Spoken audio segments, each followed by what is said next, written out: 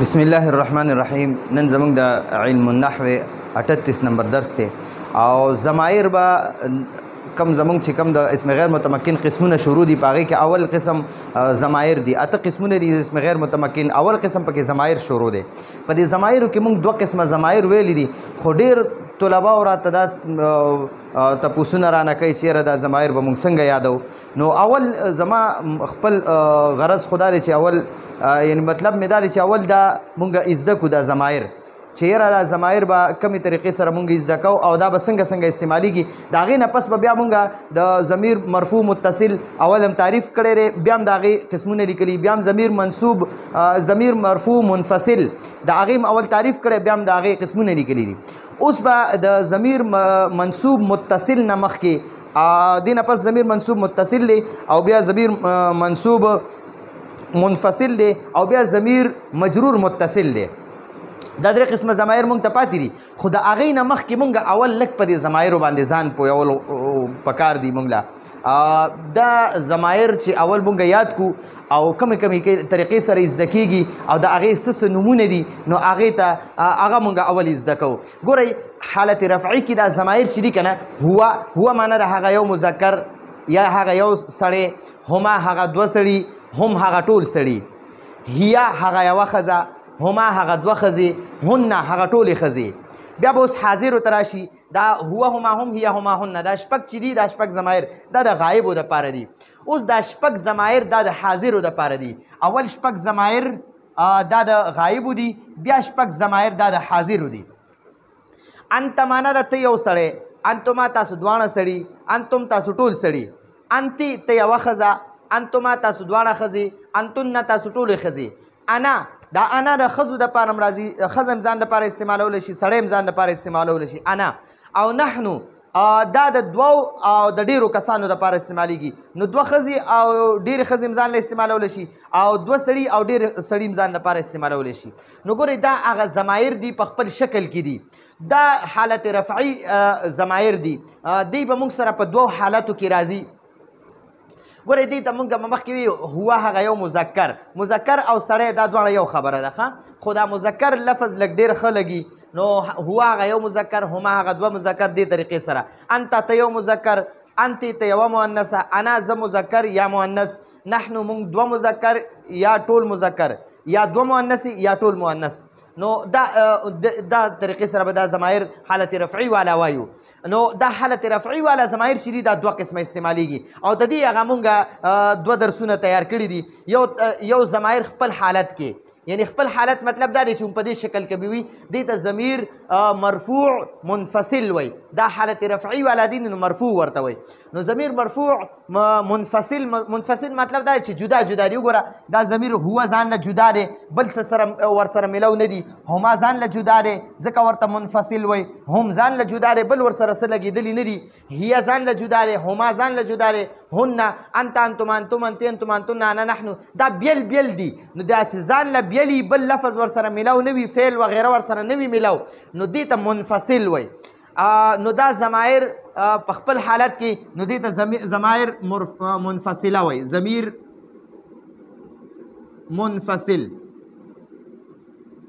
منفصل معنی جدا یعنی بیل یوازې. او ضمیر دا بل چې فعل سره مطلب دا دی چې دا هوا هما هم دا بیا په فعل کې پټ وي. لکه اوس ګورئ ضربه دی، ضربه، نو په دې کې دنه دی، ضربه کې دوه دربه دا فعل دی او په دې کې دنه هو ضمیر فاعل پټ دی. نو موږ به اول د هو معنی کوو هغه یو سړي دوه دربه وخل وکړه. دوه دربه معنی ده ضربه معنی ده وخل کول. نو هغه یو سړي وخل وکړه، بیا به دا ضربه سره دلته الف ولګې، نو بیا به دا د دې ضمیر معنی به وي هغه دوه سړو وخل وکړه، بیا به دې سره وو ولګې ضربو، نو دې کې به دا هم ضمیر وي. نو دا ګورئ دې ته متصل ځکه وایي چې په دې فعل کې دا ضمایر پټ وي. چې کله فعل کې پټ وي نو هغې ته ضمیر مرفوع متصل وایي چې فعل سره یو ځای وي، فعل کې دننه پټ وي. نو په ضربه کې او په ضربت کې واحد مذکر غائب او واحد مؤنث غائب د دوو صيغو کې دا هوا او هيا دا د هوا د سړي والا یو سړی او دا هيا دا د ښځو والا هغه یوه ښځه دا دوه ضمایر په دې دوو صيغو کې پټ وي. نورو په 12 صيغو کې د دې ضمایرو څه ناسخ حالت ښکاري. ګوره د دې هما د الف په پکې ښکاري لکه په اوله صيغه کې خو ضربه دی په دې کې وګوره هېڅ هم نه ښکاري دې کې دننه هو ضمیر پټ دی. ټیک شوه. او بیا دا هما چې دی که نه نو دا ضربه چې دی دویمه صیغه چې شي نو دا به ضربه شي نو د دې هما دا الف دلته ښکاري. ټیک شوه. نو دا الف پکې فاعل دی.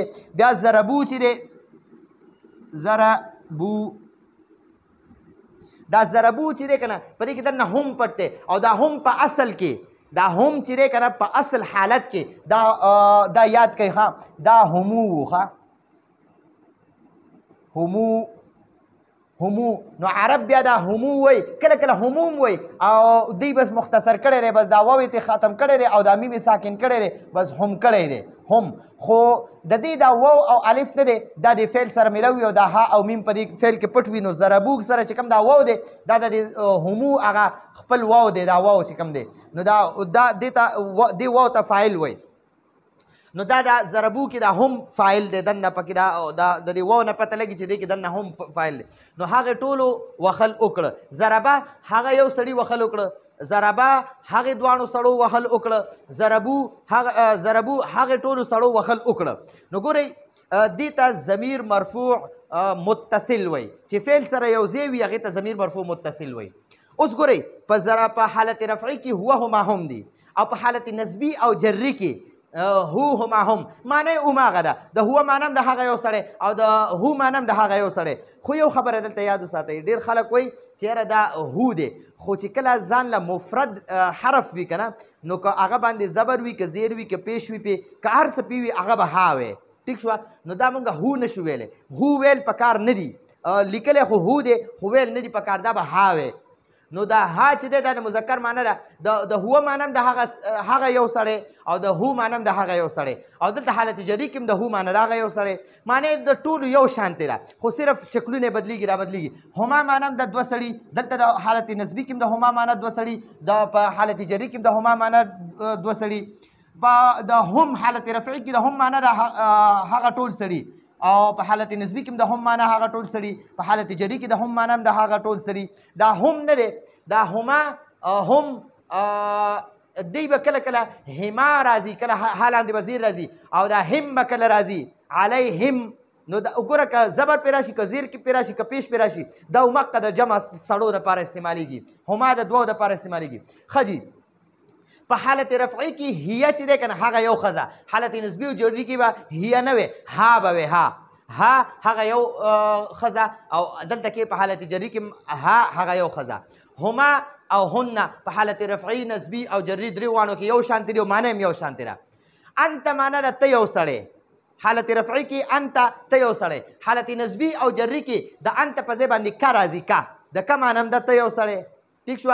او د انتما معنی تاسو دوه سړي حالت رفعي کې حالت نسبي جري کې انتما په ځای باندې کوما استعمالېږي. د کوما معنی د تاسو دوه سړي. حالت رفعي کې انتم معنی د تاسو ټول سړي او حالت نسبي او جري کې کوم دا کوم چې دی د دې کوم معنی د تاسو ټول سړي معنی یو شانتې ده. انت معنی ده په حالت رفعي کې انت د دې معنی ده ته یوه ښځه او حالت نسبي او جري کې کی معنی ده ته یوه ښځه او دلته د جري کې هم د کی معنی ده ته یوه ښځه. انتما معنی ده تاسو دواړه ښځې. حالت نسبي او جري کې به کوما راځي کوما د کوما معنی هم د تاسو دواړه ښځې. انتن معنی ده حالت رفعي کې د دې معنی ده تاسو ټولې ښځې او کنه دا کنه چې دی په حالت نسبي او جري کې یو شانتې دي. د حالت نسبي او د حالت جري دا ضمایر بالکل یو شانتې دي صرف په حالت رفعي کې دا بدل دي او حالت نسبي والا او حالت جري والا دا دواړه یو شانتې دي. نو د انتن معنی ده تاسو ټولې ښځې حالت رفعي کې او کنه حالت نسبي او جري دواړو کې د دې معنی ده تاسو ټولې ښځې. انا معنی د حالت رفعي کې وای انا زه او حالت نسبي او جري کې یا راځي. دا یا به کله ساکن وي کله به پې زبر وي. ټیک شوه. نو دا یا په حالت نسبي او جري دواړو کې راځي. یا معنی ده زه. ټیک شوه یا زما. لکه مثلا ګورئ کتاب دی کتاب دې سره دا یا ولګو یا ضمیر نو کتابي زما کتاب. قلم سره یا دا یا ولګو حالت نسبي جري والا نو حالت جری والا به هغه نو هغه قلمی معنی را زما قلم، قلم معنی را قلم، قلمی معنی را زما قلم. د قشان سبوره د بورډ ته سبوره وای او دې سره چې د دې د ګول تا سره چې یا ولګي دا یا معنی را ز نو سبورتی زما بورډ. ٹھیک شو. نو د قشان صوب کپڑے ته وای، کپړو ته وای او صوبی دا یا ور سره ولګو د دې معنی زما کپڑے. نو ګورئ دا یا دلته انا معنی را ز او دلته کې د حالت نسبی او جری کې یا معنی را ز. ٹھیک شو. نحنو معنی دا مونږه په حالت رفعی کې وای نحنو او په حالت نسبی او جری کې وای نا معنی د مونږه، معنی د دوه ټولو یو شانتی دي، خو د حالت رفعی والا په دې شکل کې وي، حالت نسبی او جری والا دوه یو شانتی وي. د حالت نسبی او جری والا یو ځل وګورئ جی هو هما هم ها هما هن ککما کم کیکما کنا یا او نا. چې کومه معنی د حالت رفعی کې د کومو ضمایر وي هغه د حالت نسبی او جری کې د هغه ضمایر دي، خو دا درې پکې د غایب دي، دا درې د حاضر دي، دا دوه د متکلم دي. دلته دا دوه د متکلم دي، دا درې د غایب، دا د حاضر او دا د متکلم. غایب، حاضر او متکلم دا قشان دام دي.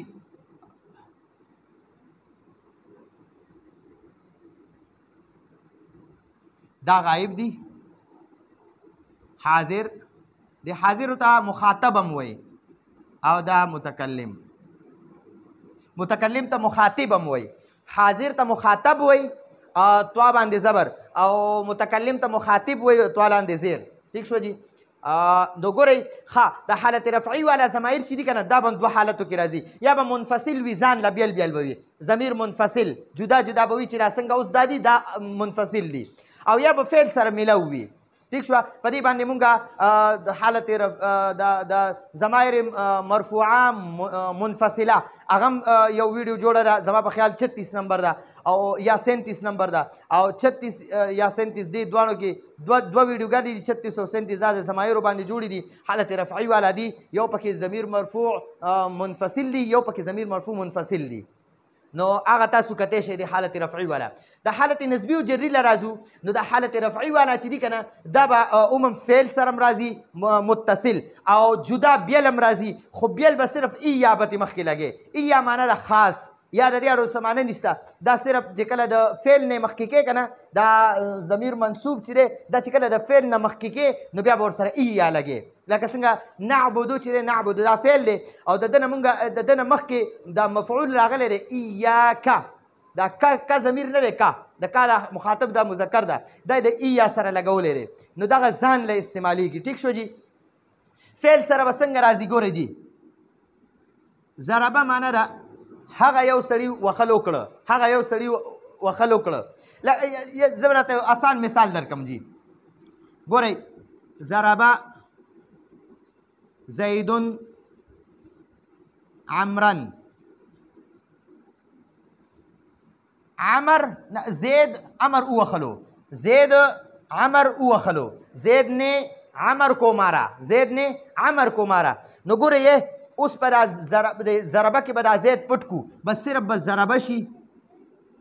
ضربه معنا ده هغه وخلو کړه او عمرن په ځای باندې به دا هو ضمیر ولګو، ضربه هغه وخلو، هغه وخلو، اس نے اس کو مارا، اس نے اس کو مارا.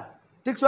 بیا عمدہ ضربہ دے ہما سره ولګوه، ضربہ اس نے مارا ہما ان دونوں کو، هغه دوانه وخل، ضربہ هغه وخلو کړه، هم هغه ټول یوال، ضربہ هغه وخل، هغه مؤنثه، اس نے اس کو مارا، ضربہ هغه اس نے مارا ہما هغه دوانه ان دونوں کو، ان دونوں عورتوں کو، ضربہ اس نے مارا هغه وخل، هن هغه ټول. نو ګوره انشاءالله دا به بیا زه په پوره تفصیل سره لیکم، خو ضربه هو وګوره دا حالت نسبی والا د فعل سره متصل راغی او ګوره دا به فعل کې اول به یو به فعل وي هغه سره به خپل فاعل وي ضمیر شکل کې او ورسره به دا مفعول به جوړیږي، حالت نسبی والا به مفعول به جوړیږي او یا به دا منفصل وي بیل جدا به وي. دغه شان دا حالت جری والا چې دي که نه دی به صرف یو جوړیږي صرف متصل به وي دی به منفصل نه وي دی به یا حروف جاره سره متصل وي یا به مضاف سره متصل وي نو انشاءالله په دې باندې به باقاعده ښه تفصیل سره بیا بله ویډیو جوړو د کم ضمیر دا حالت نسبي او جری والا دي ضمیر منصوب متصل او ضمیر منصوب منفصل بیا په حالت جری کې ضمیر مجرور متصل حرف سره او ضمیر مجرور متصل مضاف سره ان شاء الله په دې خپل ترتیب باندې ویډیو جوړو دا د نن ورځې درس راتلونکي درس پر اجازه غواړو هذا هو المرام والله اعلم بحقيقة الكلام